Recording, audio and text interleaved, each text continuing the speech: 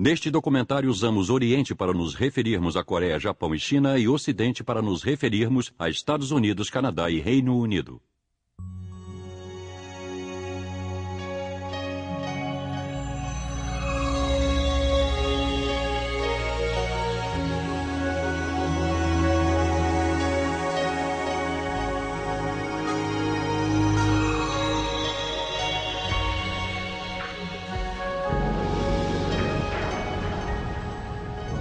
O Oriente e o Ocidente.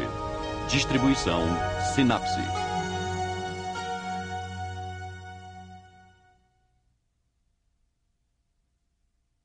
Esta é uma pequena flor.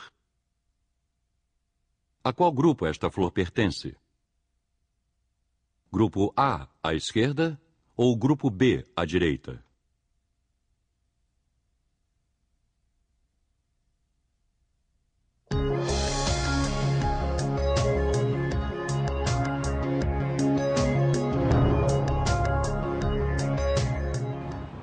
É do grupo A. Grupo A. Grupo B. É do grupo A. Grupo A.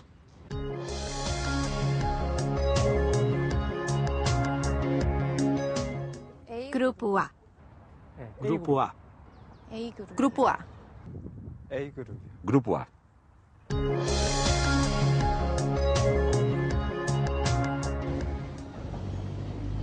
Grupo A. Grupo A. É do grupo B. Grupo A. Grupo A.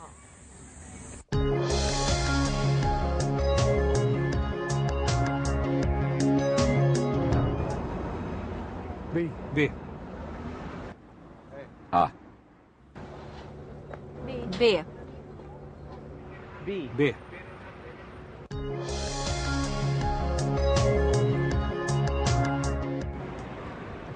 B. B. Pertence ao grupo B.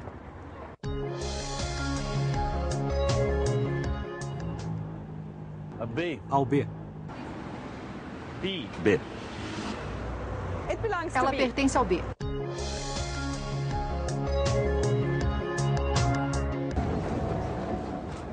B. A. B. Sem dúvida, B. Curiosamente, a maior parte dos orientais da Coreia, China e Japão responderam grupo A, enquanto os ocidentais dos Estados Unidos e Reino Unido disseram grupo B. Qual é a raiz dessa diferença? Os povos do Ocidente e do Oriente geralmente veem o mundo de uma maneira diferente?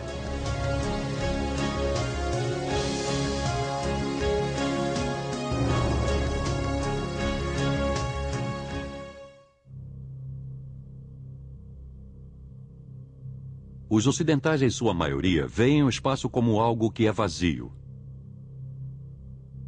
Eles tendem a considerar o espaço como um ambiente onde os planetas flutuam.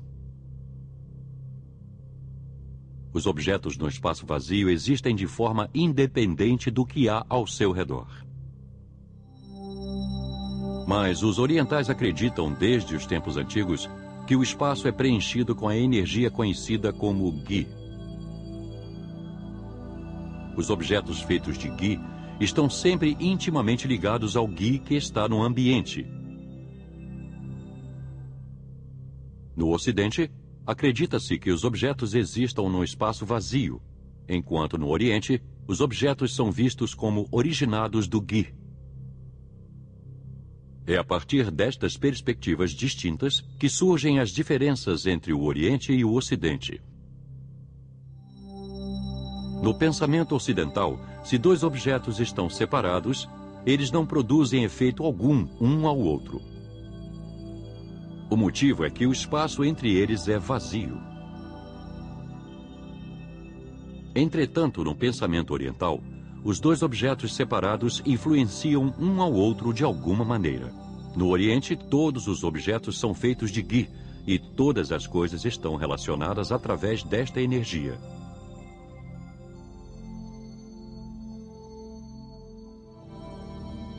Foi dessa maneira que os antigos estudiosos do Oriente vieram a compreender que as marés eram um resultado da interação entre a Terra e a Lua.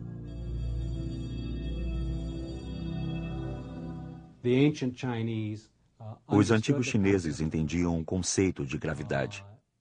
Eles entendiam a noção de que pode haver ação à distância, que um objeto pode estar distante de outro e ainda assim ser capaz de influenciá-lo. Mas os gregos não entendiam isso. Na verdade, é incrível que até o fim do século XVIII, o Ocidente não acreditava em ação à distância. Enquanto que há 2.500 anos, os chineses entendiam os princípios básicos da acústica, do magnetismo e até a verdadeira razão das marés.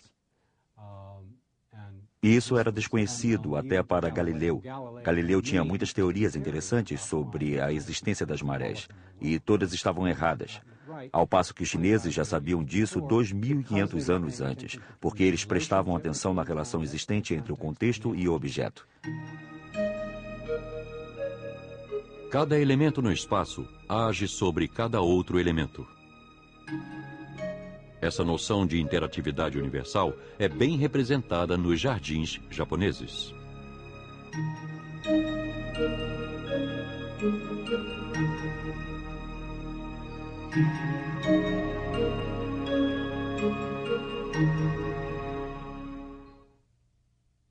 Este é um cilindro de madeira. Vamos chamá-lo de dax. Entre uma madeira em formato retangular e um cilindro de plástico azul, qual deles poderia também ser chamado de dax?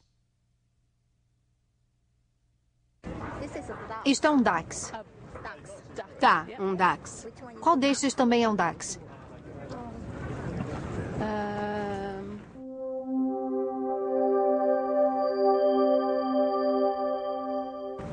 Esse é um outro dax. Porque é redondo como este. Eu diria esse aqui, porque tem uma forma similar. A cor não importa. Qual deles é um dax? Este aqui. Porque tem a mesma forma. Qual deles é um dax? Este aqui. Por quê? Porque esse tem uma curva como este aqui. E esse tem 2 círculos aí. E esses 2 são o mesmo, mas a cor é diferente.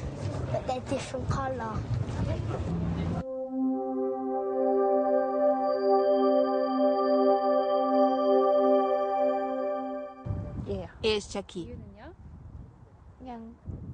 Porque é do mesmo material. Este aqui. Porque a textura é similar. Este aqui. Os 2 são feitos de madeira. Este é de madeira e esse é de madeira também. Este aqui. Por quê? É do mesmo material. A composição é a mesma.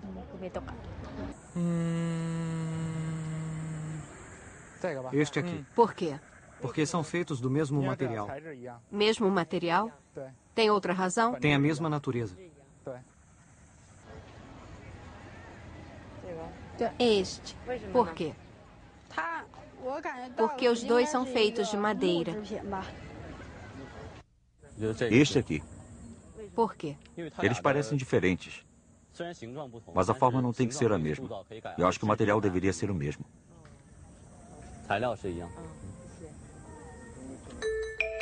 Essas diferenças entre o típico pensamento oriental e ocidental podem ser resumidas como a diferença entre os objetos e a substância.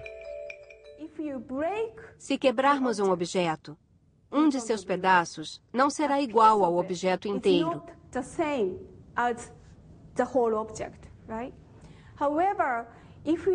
Porém, se tivermos um pedaço de argila ou de cera e então o quebrarmos, cada parte será igual ao primeiro pedaço.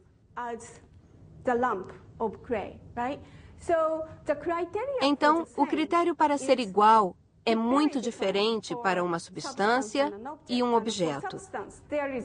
Para a substância, não há noção de individualidade e não há noção de totalidade. O todo e a parte é o mesmo para a substância, mas para um objeto, o todo é um todo e um pedaço dele ou parte dele já não é mais considerado o mesmo objeto. Então, essa distinção é considerada muito importante conceitualmente. E o inglês e outras línguas ocidentais tratam dessa distinção conceitual na gramática.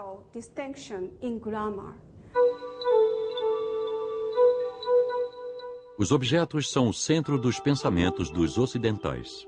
Então, nas línguas ocidentais, há uma diferença clara entre substantivos no singular e no plural. Mas não há uma distinção tão clara assim nas línguas orientais. Os chineses não dizem coma uma laranja em particular. Eles não dizem isso. No inglês você tem que dizer coma esta maçã, coma uma maçã por dia. Em chinês você não precisa falar assim. Você tem que prestar atenção no contexto. É um hábito do seu pensamento. Então não há necessidade de você enfatizar a quantidade exata, específica de objetos. Você deve saber, na língua inglesa, quando eles querem ser muito claros e específicos. Eu acho que é assim que as crianças nos Estados Unidos reagem. Às vezes a professora diz, vá comer alguma comida, e aí as crianças dizem, de que comida você está falando? É para comer uma banana, uma maçã, um morango? Você não vê esse tipo de reação nas crianças asiáticas. Elas apenas dizem, ok, eu vou comer. E elas sabem o que você quis dizer. Os ocidentais tendem a enfatizar a individualidade dos objetos. A totalidade se refere ao agrupamento de coisas individuais. Mas para os orientais, a totalidade se refere a um amontoado sem qualquer individualidade distinta. Em outras palavras, unidade.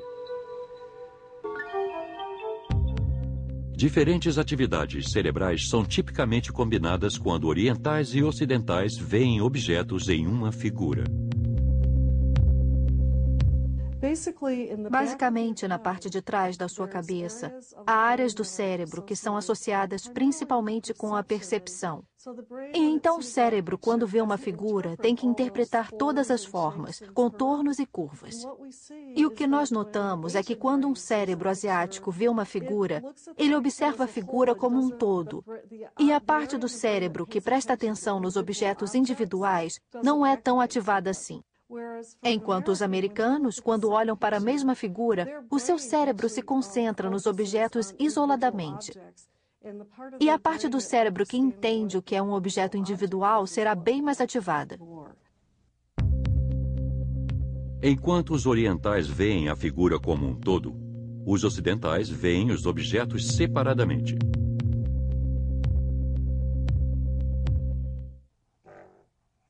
Um pouco dessa diferença é evidente no vocabulário que as mães usam com seus filhos.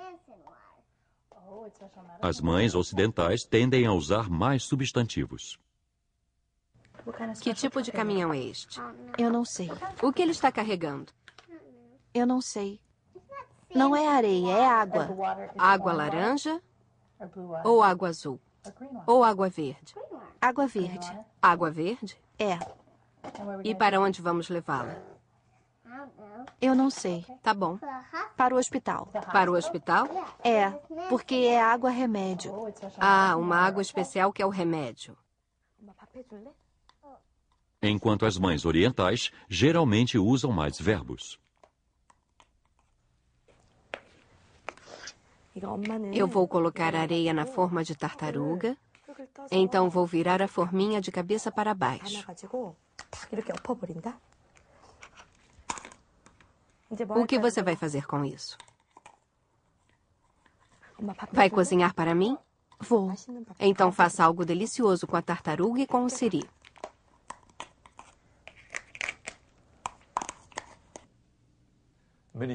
Muitos anos atrás, nos anos 80, um grupo de linguistas de Harvard descobriu que na língua inglesa há muitos substantivos. Eles denominaram isso de inclinação para os substantivos.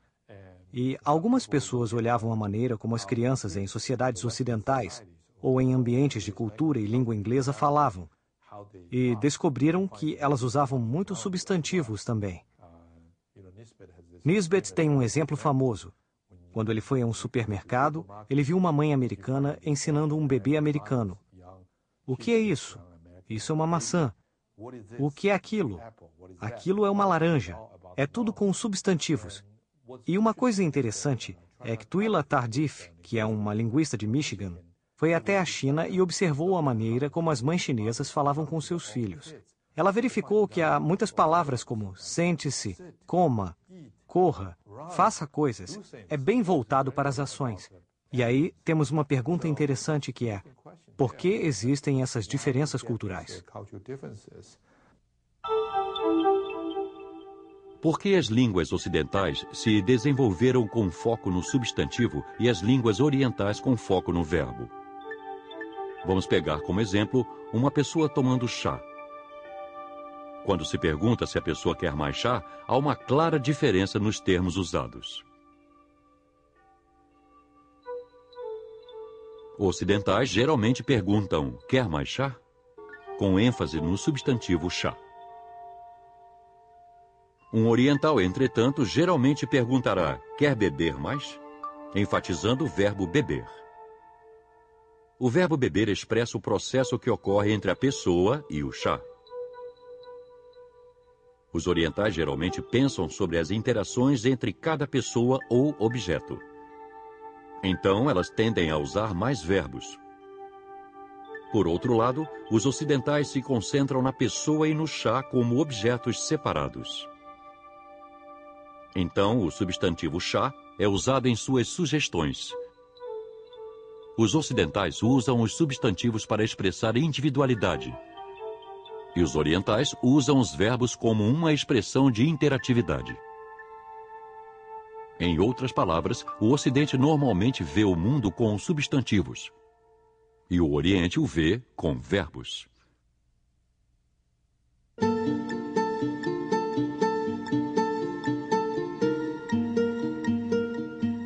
Para os orientais, tudo no espaço está mudando constantemente. Para o típico oriental, tudo é resultado dessas interações com o ambiente.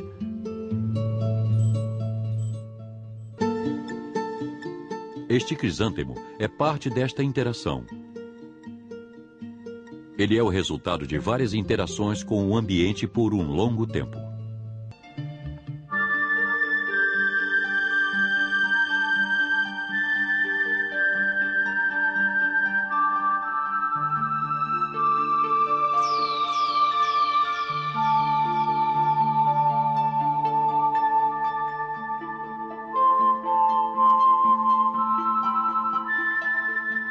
Muitos objetos são criados e desaparecem como resultado de diversos fatores. No budismo, isso é chamado Yonggi, que significa que as coisas surgem a partir de outras que já existem. Yonggi se refere à ideia de que todas as coisas derivam das condições.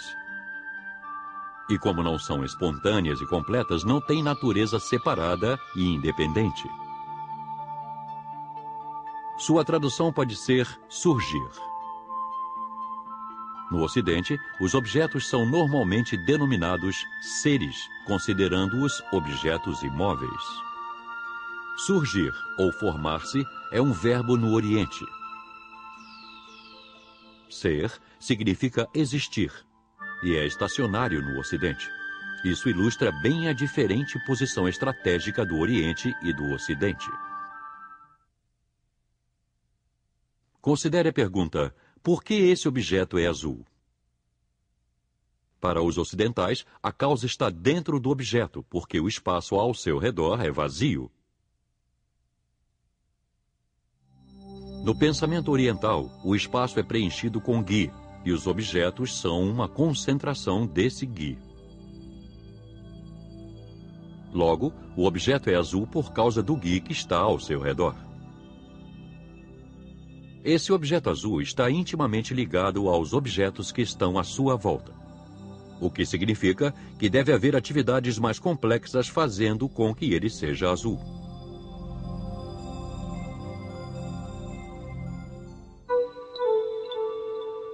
Os orientais normalmente acham que a causa e os efeitos estão conectados.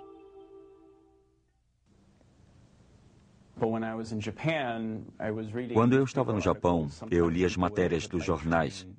Às vezes, pessoas eram atingidas por um trem ou vagão do metrô e morriam. E as notícias desses jornais muitas vezes terminavam dizendo quantas pessoas se atrasavam, quantos minutos se atrasaram, quantos trens atrasaram ou foram cancelados por causa do acidente. E nos Estados Unidos você nunca veria essa informação. Seria apenas, que horror, um acidente trágico, alguém morreu. E os jornalistas japoneses se concentram em todos esses efeitos indiretos, pessoas e trens atrasados. Quando acontecem acidentes, os orientais imaginam mais as causas do que os ocidentais. A conclusão a que chegamos sobre a explicação de comportamento foi de que as pessoas vivem no contexto de muitos objetos e seu comportamento é explicado através de muitos elementos. Para os ocidentais, as pessoas são indivíduos com pouca conexão com o ambiente que os cerca. O que está dentro deles é o suficiente para explicar como eles se comportam. Tais pontos de vista diferentes dos povos explicam questões como essa. Para os ocidentais, a causa de um objeto reside dentro dele. Quando um objeto é dividido em partes menores, o resultado é chamado de átomo. A origem dessa palavra significa indivisível, significando que ele não pode mais ser partido. O filósofo grego Demócrito lançou a hipótese de que as propriedades de um objeto dependem das propriedades dos seus átomos. Os átomos de água, por exemplo, são lisos e redondos. Então a água flui.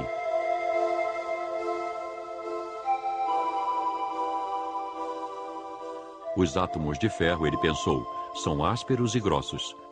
Então, o ferro é forte e duro quando eles estão juntos.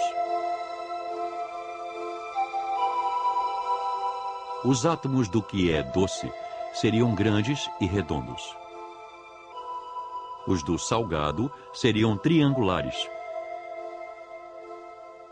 Isso ilustra como tudo era visto como resultado dessas propriedades.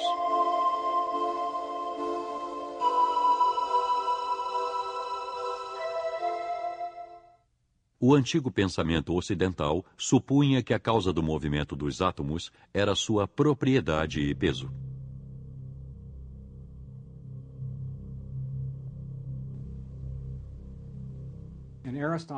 Átomos era sua propriedade e peso.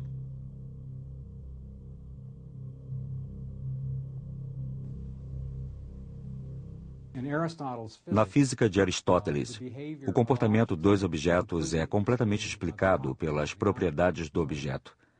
Aristóteles diz que se você joga uma pedra na água, ela vai afundar, porque tem a propriedade da gravidade.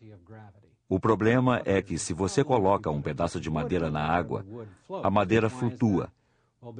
Isso acontece porque a madeira tem a propriedade da leveza.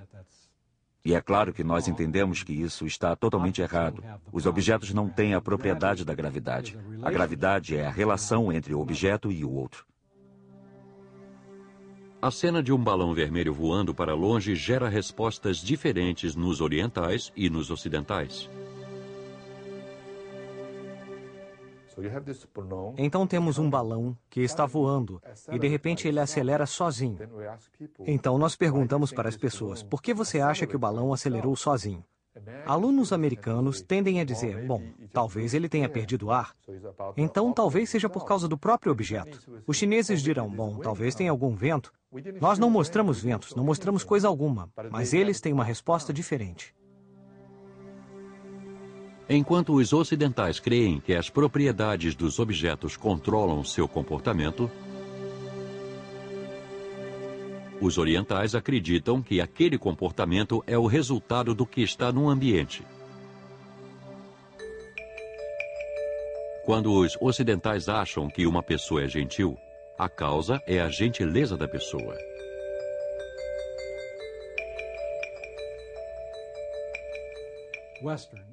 A psicologia ocidental está errada aí. Se eles veem uma pessoa se comportando de uma maneira que parece ser gentil, eles vão dizer que a pessoa é muito gentil. Se veem uma pessoa sendo grosseira, a pessoa é grosseira. Eles tendem a não olhar o contexto. E você pode ver que os ocidentais cometem muitos erros. Porque eles presumem coisas que estão erradas. Que a pessoa tem uma tendência ou traço de personalidade que corresponde ao comportamento o qual eles viram. Generalizam demais porque estão prestando atenção apenas nesta questão. Supõem que o comportamento das pessoas é derivado de certas propriedades que carregam junto com elas. Para muitos orientais, porém, as pessoas podem ser rudes e gentis ao mesmo tempo. O comportamento de uma pessoa é decidido e determinado pelo comportamento das outras pessoas. Isso pode ser mais ou menos resumido como aquilo que vai, volta. Esta é uma pessoa feliz. As pessoas ao redor dela também parecem felizes.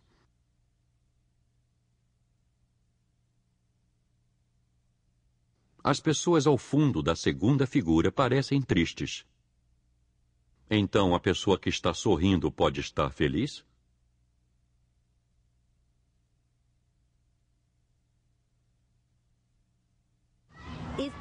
Esse menino parece feliz? Parece. E esse aqui? O mesmo? Eu diria que sim, que ele parece feliz. Eu acredito que está feliz. Gostaria de acreditar que sim. E esse aqui?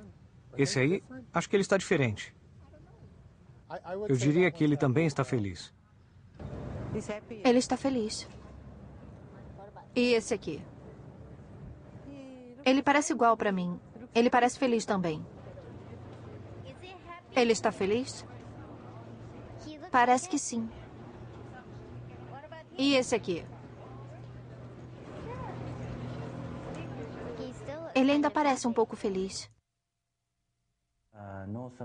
Os norte-americanos, em geral, tendem a focar apenas no centro da figura, que é a pessoa central. Podemos facilmente nos concentrar no centro e tentar adivinhar os padrões da expressão facial da figura central, mesmo que o segundo plano tenha mudado para um contexto com pessoas zangadas, tristes ou felizes. Eles não se importam muito com o contexto, o que significa que eles facilmente produzem uma avaliação consistente com o mesmo tipo de expressões faciais. Na sua opinião, esse menino parece feliz? Sim. E esse aqui parece feliz?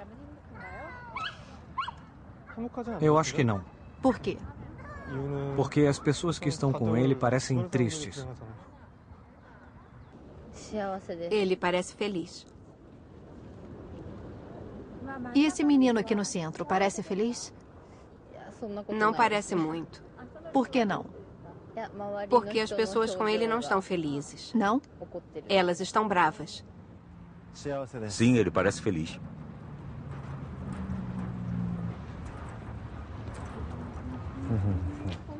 E esse aqui parece feliz? Ele não parece feliz. Por que você acha isso? Ele é o único que está sorrindo.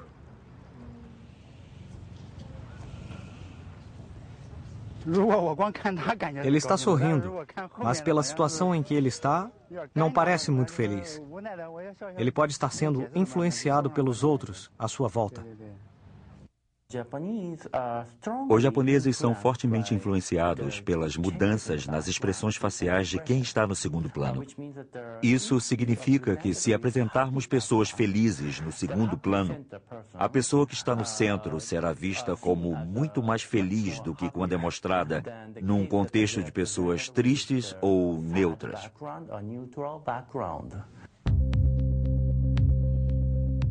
Os movimentos dos olhos dos ocidentais e dos orientais foram estudados enquanto eles viam um tigre na selva.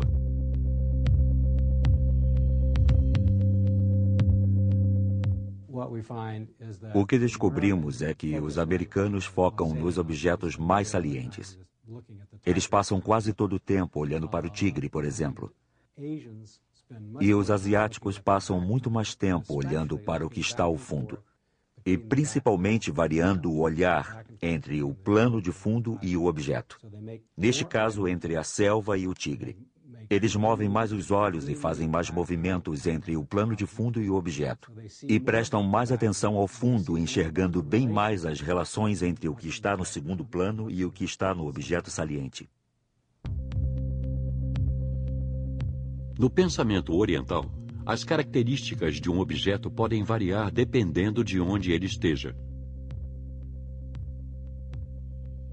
Então, um tigre num zoológico ou circo é visto como diferente de um tigre na selva. Dependendo de onde esteja, as características de um tigre mudam. Este círculo ao redor pode ser chamado de campo. Os objetos pertencem ao campo que está ao seu redor, o que é conhecido como a situação.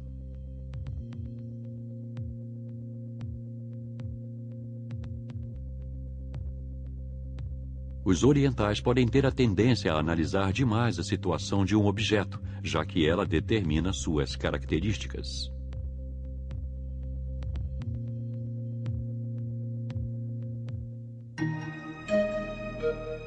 Os retratos tradicionais no Oriente têm fundos amplos.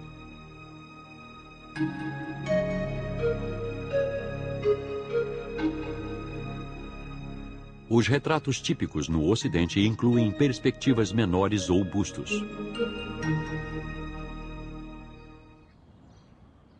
Essas diferenças podem ser vistas na sociedade moderna. Nós pedimos aos universitários de países orientais e ocidentais que tirassem fotos de seus amigos. A maioria dos alunos ocidentais tirou fotos focando nos rostos.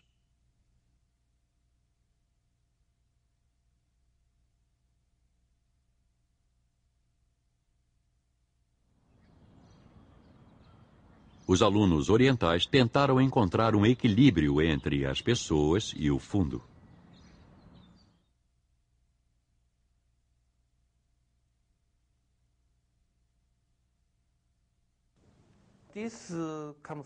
Isso vem de minhas experiências reais. Quando eu fui à América do Norte, eu tive a chance de ir a uma festa. E todo mundo estava tirando fotos de todo mundo. Depois disso, meus amigos vieram mostrar. Essa é a foto tirada naquela festa. E eu fiquei surpreso porque eu aparecia em tamanho grande, comparando com o que eu estava esperando. E o meu amigo focou apenas no meu rosto, ignorando o que estava no fundo. E eu disse, isso parece um rosto enorme. E ele disse, é porque eu me concentrei em você, por achar uma boa ideia fazer uma foto com o seu rosto grande. Essa foi uma experiência surpreendente, porque eu percebi que eles realmente queriam ver o objeto central, ignorando totalmente o fundo. Mas no meu país, você leva em conta o fator contextual. Quando você vai a um santuário ou a um templo ou a um lugar famoso, você provavelmente vai pedir que seus amigos tirem fotos não apenas de você, mas de você e das paisagens e das construções.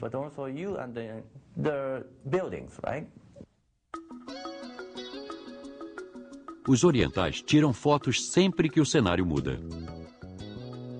Eles adoram diferentes fotos deles com novos cenários.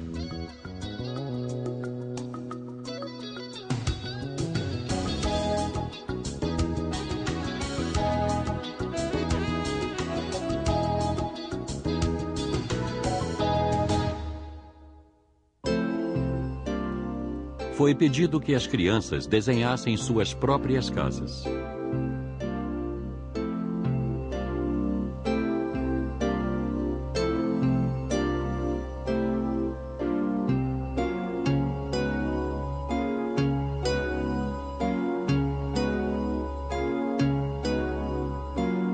Esse experimento resultou em contrastes interessantes. As crianças ocidentais imaginam suas casas no mesmo nível de sua visão. As crianças orientais têm a visão de suas casas como se as vissem de cima.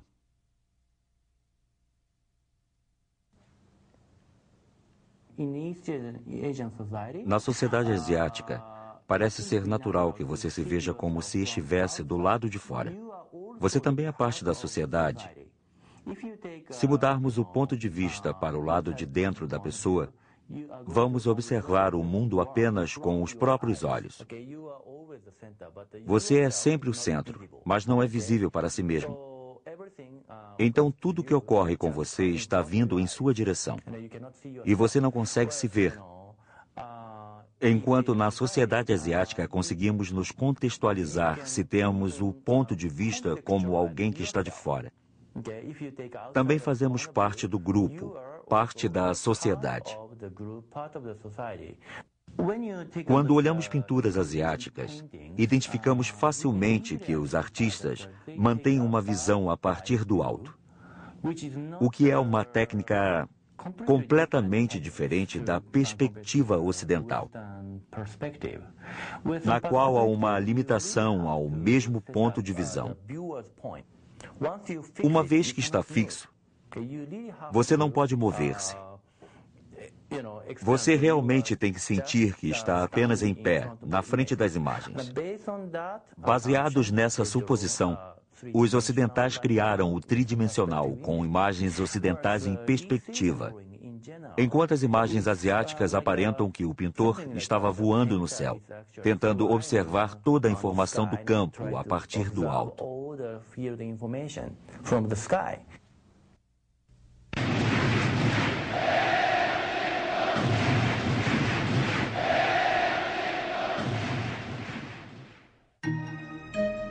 A interação do yin e do yang é o princípio que representa o pensamento oriental. Yin é a sombra e yang é a luz. De acordo com esse princípio, nenhum objeto existe sem um outro, assim como a luz e a sombra.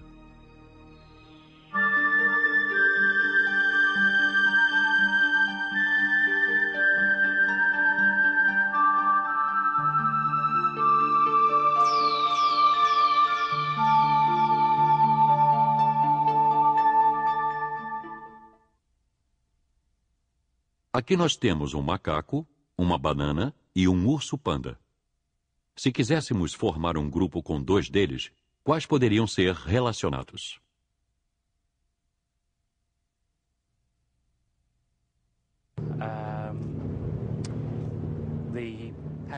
O panda e o macaco, porque os dois são animais. O urso panda e o macaco.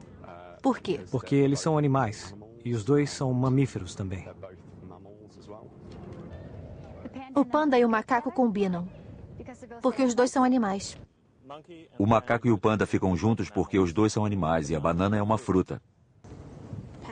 O panda e o macaco, porque os dois são animais. Um tipo de estudo que fazemos é assim. Mostramos trios de figuras, 3 objetos diferentes, e perguntamos dos 3 quais são os 2 que se relacionam. E pode ser algo como uma banana, um panda e um macaco. E os americanos dizem, o macaco e o panda combinam porque ambos são animais. Mas é mais provável que os asiáticos digam que o macaco combina com a banana, porque macacos comem bananas. Então, os americanos, os ocidentais, veem o mundo em termos de categorias como, por exemplo, animal, e assim por diante. E isso não é tão comum para os asiáticos, que têm grande tendência a ver o mundo com base nos relacionamentos, como, por exemplo, macacos comem banana. O macaco e a banana. Porque macacos gostam de bananas. O macaco e a banana, porque os macacos adoram bananas. O macaco e a banana. Por quê? Porque os macacos comem bananas. O macaco e a banana. O macaco e a banana, por quê? Porque os macacos comem bananas. O macaco e a banana combinam. Porque os macacos estão sempre comendo bananas. Quando os ocidentais veem os objetos, eles os separam do que está ao fundo. Olhando os objetos assim, eles simultaneamente interpretam seu significado. Descobrimos que os americanos mostraram mais atividade cerebral no giro temporal médio. Essa é a parte do cérebro que está associada com o significado dos objetos. Os ocidentais separam os objetos e interpretam seu significado. Separar e interpretar são uma análise. Sua origem está no processo de separar. Os ocidentais veem os objetos através dessa análise, que funciona instintivamente. A flor que está no centro pertence ao grupo A ou ao grupo B? Os orientais escolheram o grupo A porque as flores são parecidas.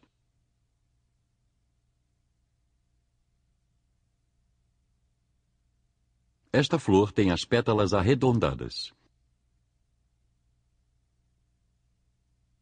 As flores do grupo A também têm as pétalas arredondadas. As flores do grupo B são pontudas. Por isso, os orientais escolheram o grupo A.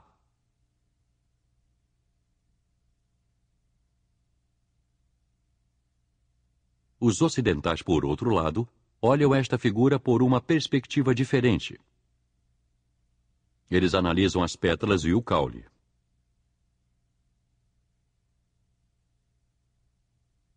Uma flor no grupo A tem pétalas pontiagudas. Então, não há uma harmonia. Comparando os caules, porém, todas as flores do grupo B são iguais. Há uniformidade. É por isso que os ocidentais escolhem o grupo B.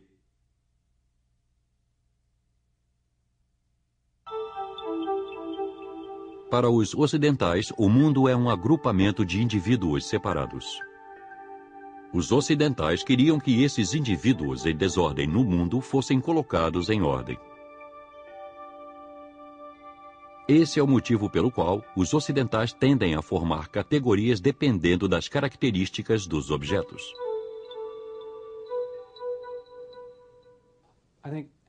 Eu penso de maneira analítica. Você começa com o objeto, presta atenção nas características deste objeto, podendo ser uma pessoa ou uma coisa qualquer. Você o classifica baseado em suas características, cria regras sobre as categorias em um nível um tanto abstrato para que seja sustentada a maneira que o objeto se comporta, dadas as regras que se aplicam à categoria na qual ele se encaixa.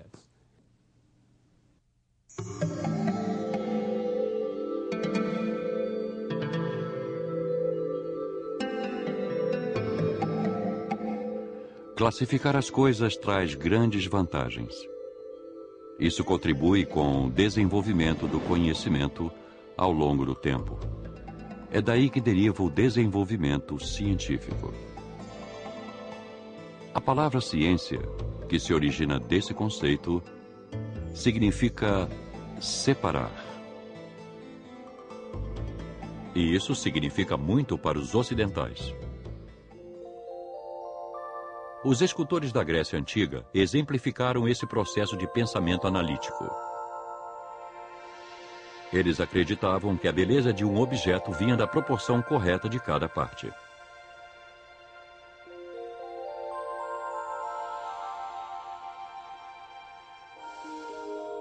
Isso era conhecido como Golden Ration, ou razão de ouro. Eles esculpiam seu trabalho de acordo com essa regra da razão de ouro. Até a palavra razão vem da palavra Ration.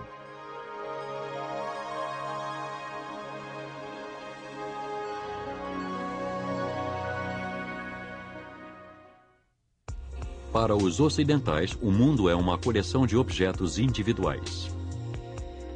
para os orientais, por outro lado, o mundo é um grande campo onde tudo está relacionado e conectado. Os ocidentais veem o mundo como substantivos expressados individualmente. E os orientais veem o mundo como verbos que expressam interações entre os objetos.